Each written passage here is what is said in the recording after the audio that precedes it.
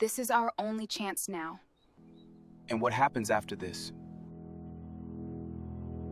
Le silence après le virement. Dans un petit appartement de Kinshasa, Paul et Linda formaient un couple solide, du moins en apparence. Mais depuis quelques mois, une tension silencieuse avait pris place entre eux. Une tension qui ne venait ni de l'amour, ni de la fidélité, mais de quelque chose de beaucoup plus délicat, l'argent. Chaque fin de mois, c'était la même histoire. Paul voulait économiser, Linda voulait profiter un peu de la vie. Paul disait qu'il fallait penser à demain. Linda répondait qu'on ne sait même pas si demain nous appartient. Un soir, après un paiement important qui avait vidé leur compte plus vite que prévu, l'explosion arriva. Paul, nerveux, lança « Linda, tu dépenses sans réfléchir. Tu ne vois pas qu'on doit planifier ?» Linda répliqua sèchement « Et toi, tu veux tout contrôler? On dirait que je dois demander la permission pour respirer. » Un silence lourd envahit la pièce. Ce n'était plus une simple question d'argent, c'était une question de vision, de peur, de manque d'écoute.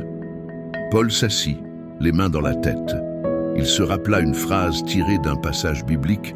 « Deux hommes ne peuvent marcher ensemble s'ils ne s'entendent pas. » Ils ne parlaient pas la même langue émotionnelle. Linda, de son côté, se rappela une réflexion de l'écrivain Gary Chapman. Dans chaque relation, le problème n'est pas la différence, mais l'incapacité à comprendre la différence. Elle comprit que pour Paul, économiser était une sécurité. Pour elle, dépenser un peu était une manière de se sentir vivante. Ils se battaient, non pas pour l'argent, mais pour ce que l'argent représentait dans leur cœur. Alors, pour la première fois depuis longtemps, ils décidèrent de s'asseoir, non plus comme adversaires, mais comme deux êtres fatigués qui veulent se comprendre. Paul dit calmement « J'ai peur qu'on manque demain ». Linda répondit doucement « J'ai peur qu'on oublie de vivre aujourd'hui ». Ces mots, simples mais vrais, ouvrirent une porte. Une porte qu'ils avaient laissée fermée trop longtemps. Ils se rappelèrent un proverbe africain, là où le dialogue manque, la guerre commence. Ils avaient laissé le silence attaquer leur couple. Alors, ils établirent un accord, un système où chacun avait une part pour épargner et une part pour profiter. Un équilibre, pas une domination, un partenariat, pas un tribunal.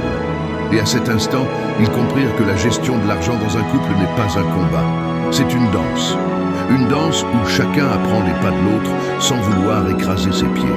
Parce qu'au fond, l'amour ne se mesure pas en francs congolais, mais en capacité à écouter, à comprendre, à construire ensemble.